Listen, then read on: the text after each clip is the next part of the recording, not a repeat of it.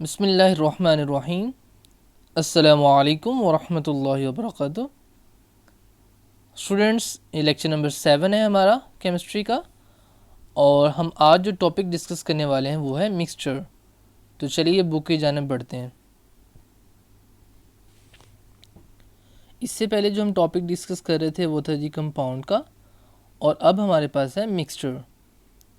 कह रहे कि व्हेन टू और मोर एलिमेंट्स, कहते हैं कि जब दो या दो से ज़्यादा एलिमेंट्स, अब एलिमेंट्स की डेफिनेशन हम पढ़ चुके हैं कि हमारे पास एलिमेंट जो होते हैं वो सेम टाइप के जो एटम्स होते हैं जिनके एटॉमिक नंबर सेम होता है, तो वो जब कंबाइन होते हैं तो एलिमेंट होते हैं, और उन्हें फिज़िकल तरीके से अलग जो है वो सिंपल नहीं किया जा सकता। ठीक है।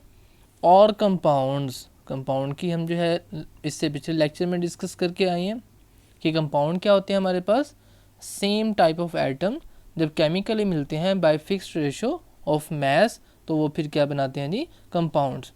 तो अब मिक्सचर में क्या है, मिक्सचर में या तो एलिमेंट्स भी मिल सकते हैं आपस में, और या फिर क्या मिल सकते हैं, कंपाउंड्स भी मिल सकते हैं आपस में। ठीक है।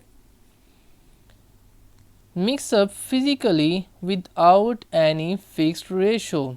तो कंपाउंड में क्या था, हमारे पास फिक्स्ड रेशो थी, जिस तरह हमने देखा था पानी में थी। ठीक है, H2O में तो हाइड्रोजन और ऑक्सीजन की क्या रेशो थी, 1:8 थी। लेकिन इसमें ऐसा कोई सिस्टम नहीं होता, इसमें कोई रेशो नहीं होती मैथ्स की, बस जैसे आए मिक्स कर दिया चले जी, इसलिए इसका नाम है मिक्सचर।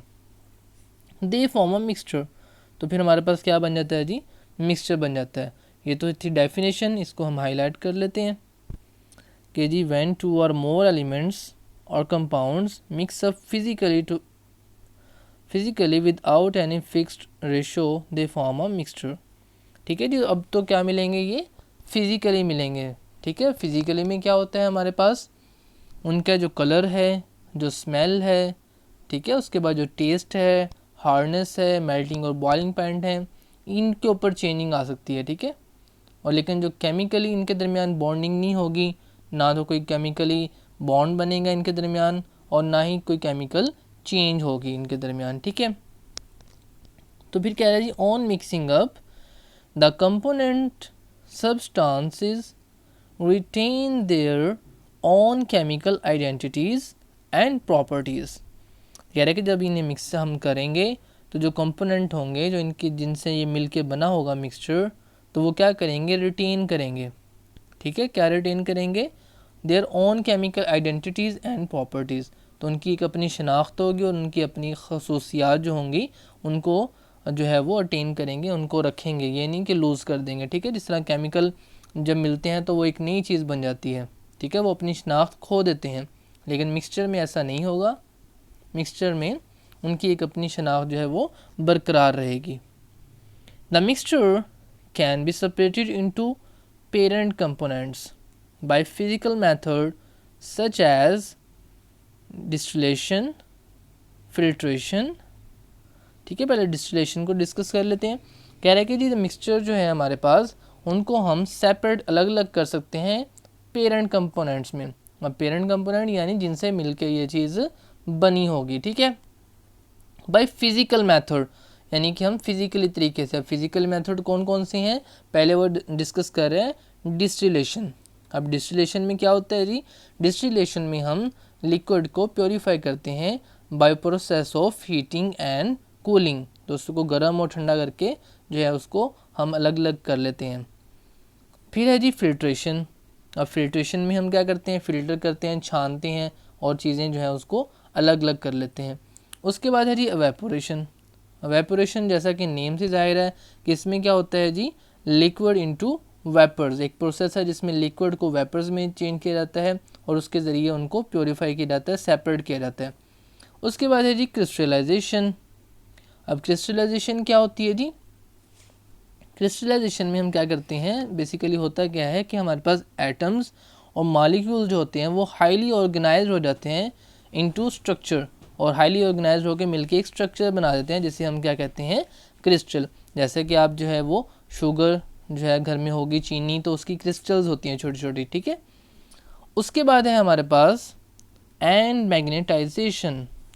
अब मैग्नेटाइजेशन में क्या होता है जी, हमारे पास जैसा कि नाम से ज़ाहिर है मैग्नेट, तो इसमें क्या होगा, हमारे पास अगर कोई ऐसी चीज़ें मिली हुई हैं जिसके अंदर लोहा भी है, तो अब हम जैसे हम मैग्नेट को लेकर आएंगे तो मैग्नेट के साथ जो है वो लोहा अटैच हो जाएगा और हमारे पास लोहे को हम क्या कर लेंगे, सेपरेट कर लेंगे। उसके बाद है जी हमारे पास mixture that have uniform composition throughout are called homogeneous mixture. तो ऐसा मिक्सचर जिसकी कंपोजिशन थ्रू आउट सेम रहेगी। अब थ्रू आउट का क्या मतलब है, इसका मतलब ये है कि हम किसी भी जगह से कोई सैंपल लें, यानी कि अगर काफ़ी सारी चीज़ है तो उसके ऊपर से, नीचे से, दरमियान से, इधर से उधर से, कहीं से भी कोई थोड़ी सी चीज़ ले लें और उसके अंदर देखें, और फिर किसी और जगह से थोड़ा सा सैंपल ले लें, तो क्या हो, दोनों सैंपल्स का जब हम तज्जिया करें तो दोनों सैंपल्स के दरमियान जो कंपोजिशन है, जो हमारे पास रेशियो है चीज़ों की, वो सेम रहे, तो हम उसको कहते हैं होमोजीनियस मिक्सचर। होमो का मतलब होता है सेम, ठीक है जी, और होमोजीनियस मिक्सचर ऐसा मिक्सचर जिसमें कंपोजिशन जो है, जो उनके मिलने का तनासुब है, रेशियो है, तो वो थ्रू आउट सेम रहती है, यानी आप कहीं से भी सैंपल ले लें तो वो बराबर होगी, ठीक है। तो इसको हम जो है हाईलाइट कर लेते हैं, ये डेफिनेशन है होमोजीनियस मिक्सचर की, और साथ में एग्जांपल्स भी हैं, ठीक है। ईजी यानी for example air, gasoline, ice cream, ठीक है। तो एयर में हमें पता है कि जी एयर क्या होता है हमारे पास, is a mixture of nitrogen, oxygen, carbon dioxide, noble gases and water vapours, जो भी हमें बताएगा अभी। तो इसमें एयर में हमने देखा कि हमारे पास इन सब चीज़ों की जो है वो एक मखसूस, हर जगह पे सैंपल ले लें कहीं से भी तो एक मखसूस उनकी रेशियो होगी, ठीक है। आपको जैसे पता है कि 78% नाइट्रोजन है, ठीक है, 28% ऑक्सीजन है और जस्ट 1% बाकी गैसेस हैं, तो इनकी जो है कंपोजिशन सेम रहती है, इसलिए ये भी होमोजीनियस मिक्सचर है। उसके बाद गैसोलीन, गैसोलीन में भी जो है वो होमोजीनियस मिक्सचर है, इसमें कंपोजिशन सेम रहती है। उसके बाद आइसक्रीम, आइसक्रीम आप कहीं से भी खा लें, उसके अंदर जायका, मिठास जो है वो आपको सेम फील होगी, ठीक है। उसके बाद है जी whereas heterogeneous mixtures are those in which composition is not uniform. तो हेट्रोजीनियस मिक्सचर ऐसे मिक्सचर होंगे जो होमोजीनियस नहीं होंगे, मतलब जिनके अंदर हमारे पास कंपोजिशन थ्रू आउट सेम नहीं रहेगी, ठीक है जी। तो composition is not uniform throughout, e g. Soil, rock and wood. तो उसने मिसालें दी हैं जी, एग्जांपल्स के, हमारे पास सॉइल है, रॉक है, वुड है। तो अब सॉइल क्या होती है जी, जैसा कि सॉइल आपको पता है कि हमारे पास जो है उसमें क्या होते हैं, पेबल्स होते हैं, कंकर होते हैं, यानी उसके बाद प्लांट मैटर्स होते हैं, उसके बाद सैंड होती है, रेत होती है, तो सारी चीज़ें ये मिल के ज़मीन की जो सॉइल है हमारे पास, मट्टी, ये बनती है, ठीक है। उसके बाद रॉक है। अब रॉक में क्या होता है, डिफरेंट जो है वो पत्थर आपको डिफरेंट कलर्स के, कहीं से किसी कलर का, कहीं से किसी कलर का ऐसे नज़र आ रहे होते हैं, तो उसमें भी composition through out the same नहीं होती, डिफरेंट होती है हर जगह पे, इसलिए उसको भी हेट्रोजीनियस मिक्सचर में इंक्लूड किया गया है, ठीक है। एंड वुड, अब वुड में क्यों भी हेट्रोजीनियस है, वुड इसलिए हेट्रोजीनियस है क्योंकि वुड के अंदर किसी जगह पे हो सकता है हमारे पास पानी एंड ऑक्सीजन, ठीक है, वाटर एंड ऑक्सीजन ज़्यादा हो, किसी जगह पे जो है वो वुड के अंदर पानी की कमी होती है, किस जगह पे ज़्यादा होता है, तो जहाँ पानी कम होगा, ज़्यादा होगा, तो इसका मतलब है कि पानी जो है वो वुड के अंदर थ्रू आउट सेम नहीं है, कहीं से ज़्यादा गीली हो सकती है लकड़ी, कहीं से सूखी हो सकती है, तो इसलिए ये भी जो है वो हेट्रोजीनियस की एग्जाम्पल है। अब जो है इसको भी हम हाईलाइट कर लेते हैं, ये है हमारी जनाब डेफिनेशन हेट्रोजीनियस की, यहाँ से यहाँ तक, ठीक है जी। तो अभी तक हम जो है वो 3 डेफिनेशन डिस्कस कर चुके हैं, मिक्सचर की, होमोजीनियस मिक्सचर की और उसकी एग्जांपल्स, और हेट्रोजीनियस मिक्सचर और उसकी एग्जांपल्स। तो चलिए अब नेक्स्ट बढ़ते हैं जी। अब नेक्स्ट देखिए, वो आपको बता रहा है, डू यू नो, क्या आप जानते हैं जी, बिल्कुल, अभी अभी मैंने आपको कुछ कुछ बताया तो आप जान गए हैं। तो कह रहे जी air is a mixture of nitrogen, oxygen, carbon dioxide, noble gases and water vapours, ये तो अभी डिस्कस कर चुके हैं। उसके बाद सॉइल का बता रहा है कि soil is a mixture of sand, clay, mineral salts, water and air. तो सॉइल के अंदर ये चीज़ें होती हैं, ठीक है। उसके बाद है जी milk, milk is a mixture of water, sugar, fat, proteins, mineral salts and vitamins, ठीक है। तो मिल्क के अंदर हमारे पास ये चीज़ें होती हैं। उसके बाद ब्रेस है जी, brass is a mixture of copper and zinc metals. अच्छा देखिए, अब मिल्क का जो फार्मूला है वो हमारे पास नहीं होता, ठीक है। आप कहेंगे इतने सारी चीज़ों के फार्मूले होते हैं केमिस्ट्री में, मिल्क का क्यों नहीं होता। तो जी मिल्क का इसलिए नहीं होता क्योंकि हमारे पास ये मिक्सचर है, इसमें कभी कोई फैट ज़्यादा हो सकती है, किसी के दूध में कम होगी, ठीक है। गाय के दूध में और तरीके की आती है मलाई, जिसे हम कहते हैं बालाई, तो गाय के में और तरह से आती है, तो इसलिए इसका फार्मूला नहीं होता, ठीक है, क्योंकि ये डिफरेंट मिक्सचर होता है और थ्रू आउट कंपोजिशन भी इसकी सेम नहीं हो सकती, तो लिहाजा सेम हो भी सकती है नहीं भी हो सकती, तो लिहाजा ये जो मिक्सचर है उसका फार्मूला नहीं होता।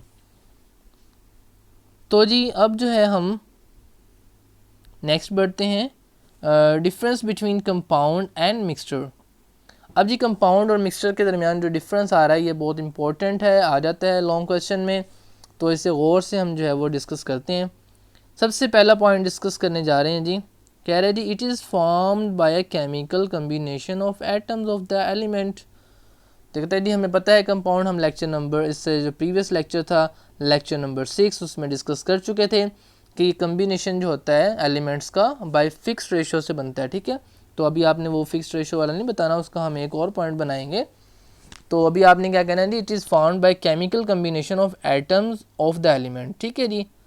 उसके बाद मिक्सचर इसके मुकाबले में क्या है कि mixture is found by the simple mixing up of substances. तो मिक्सचर में हमारे पास क्या हुआ, सिंपल, बस जस्ट उन्हें मिक्स किया है फिजिकली, उनके अंदर कोई केमिकल बॉन्डिंग, कोई केमिकल चेंज नहीं हुई, ठीक है जी। उसके बाद है जी 2 पॉइंट, द कॉन्स्टिट्यूएंट्स। कॉन्स्टिट्यूएंट्स का मतलब होता है जिनसे कोई चीज़ तश्कील पाती है, ठीक है। जैसे कॉन्स्टिट्यूशन ऑफ पाकिस्तान है कि पाकिस्तान का जो सारा है निज़ाम, आइन, ठीक है। तो कॉन्स्टिट्यूशन जिससे ये तश्कील हुई, लूज़ देयर आइडेंटिटी, ठीक है, तो वो क्या करते हैं, अपनी शनाख्त को लूज़ कर देते हैं। Form a new substance having entirely different properties from them, तो बिल्कुल एक नया चीज़ बना देते हैं जिसकी मुकम्मल तौर पे प्रॉपर्टीज़ मुख्तलिफ होती हैं। Mixture shows the properties of constituents, तो मिक्सचर हमारे पास जो होता है वो उसी उनकी जिनसे ये बने होते हैं उनकी खसूसियात को शो करता है।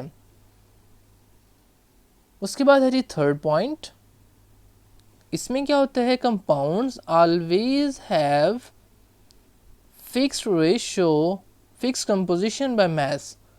तो हम ये पढ़ चुके हैं कि जी उसमें कंपोजिशन फिक्स होती है, जिस तरह पानी में हमने देखा कि H2O में 1:8 है। उसके बाद है कि mixture do not have fix composition, mixtures में ऐसा कोई हमने नहीं पढ़ा, ठीक है। मिक्सचर की डेफिनेशन हमने पढ़ी, हमने कहा जी ये बस जो है वो मिल जाते हैं, इनमें कोई फिक्स रेशो नहीं होती।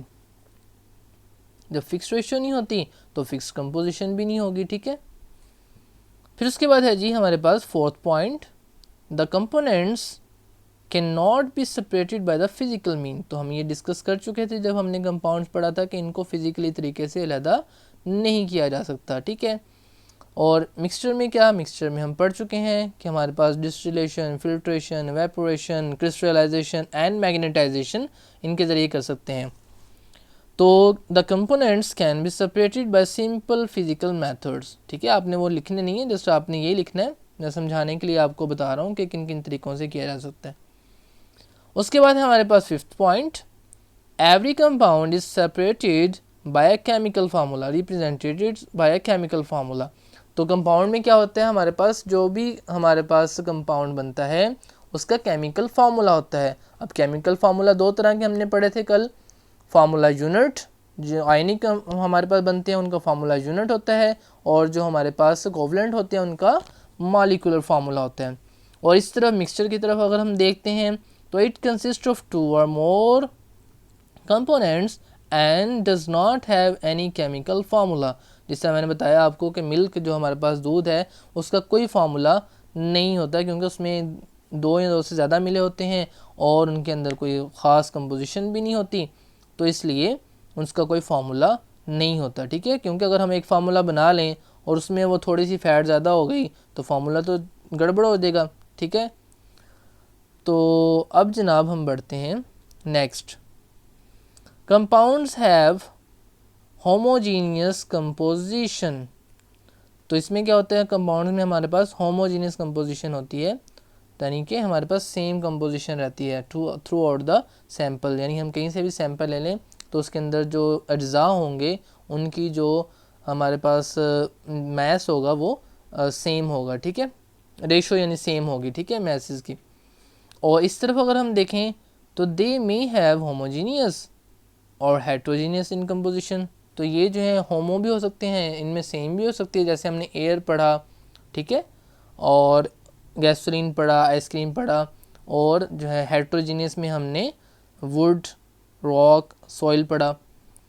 उसके बाद है जी last point, compounds have sharp and fixed melting points. कि कंपाउंड जो होता है उसके हमारे पास शार्प, तेज़ और फिक्स्ड मेल्टिंग पॉइंट होते हैं, ठीक है। अब फिक्स मेल्टिंग पॉइंट क्यों होते हैं? क्योंकि उनका एक ख़ास फार्मूला होता है और वो प्योर चीज़ होती है, ठीक है, एक ख़ास रेशो से मिलकर बनी होती है, तो उसका चाहे इधर मेल्ट करें कहीं भी मेल्ट करें, ठीक है, तो उनकी सेम मेल्टिंग पॉइंट रहता है। लेकिन mixture do not have sharp and fix melting point, तो उनके मिक्सचर के ना तो शार्प मेल्टिंग पॉइंट होते हैं और ना ही फिक्स होते हैं। अब फिक्स क्यों नहीं होते? भाई फिक्स इसलिए नहीं होते क्योंकि जब कंपोजिशन डिफरेंट होगी, हो सकता है कि एक मिक्सचर है उसका हमने जब सैंपल लिया दरमियान में से ले लिया, अब उसमें कोई चीज़ ऐसी थी जो जल्दी मेल्ट हो गई तो मिक्सचर मेल्ट हो जाएगा। अगर थोड़ा सा भी इधर उधर से हमने सैंपल लिया और उसके अंदर कोई चीज़ ऊपर नीचे हुई तो हमारा पास जो मेल्टिंग पॉइंट आएगा वो डिफरेंट हो जाएगा। किस लिए डिफरेंट हो जाएगा? क्योंकि जो चीज़ उसमें ज़्यादा होगी मिक्सचर में, वो मेल्टिंग पॉइंट उसका शो हो जाएगा तकरीबन, ठीक है। तो इसलिए इनका मेल्टिंग पॉइंट्स डिफरेंट होते हैं। मेल्टिंग पॉइंट करता है जहाँ पे चीज़ पिघल जाती है, ठीक है। तो जी इस तरह से बच्चों हमारा ये आज का लेक्चर कंप्लीट हुआ जाता है और आपके ज़िम्मे ये काम है कि आपने ये जो क्वेश्चंस हैं इनको आपने सोचना है और राइट करना है, और नेक्स्ट जो है लेक्चर उसमें इंशाल्लाह हम ये क्वेश्चंस भी डिस्कस करेंगे। कौन से वाले भला? ये वाले,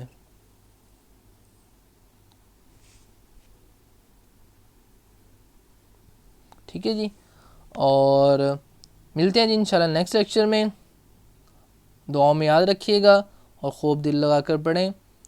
अल्लाह हाफिज़, अस्सलामु अलैकुम वरहमतुल्लाहि वबरकातुहू। हाँ, होमवर्क देख लें सबसे पहले। एक तो वो जो 3 डेफिनेशंस दी हैं वो करनी है, ठीक है, और ये टेबल जो है ये भी राइट करना है, ठीक है जी। अल्लाह हाफिज़, अस्सलामु अलैकुम वरहमतुल्लाहि वबरकातुहू।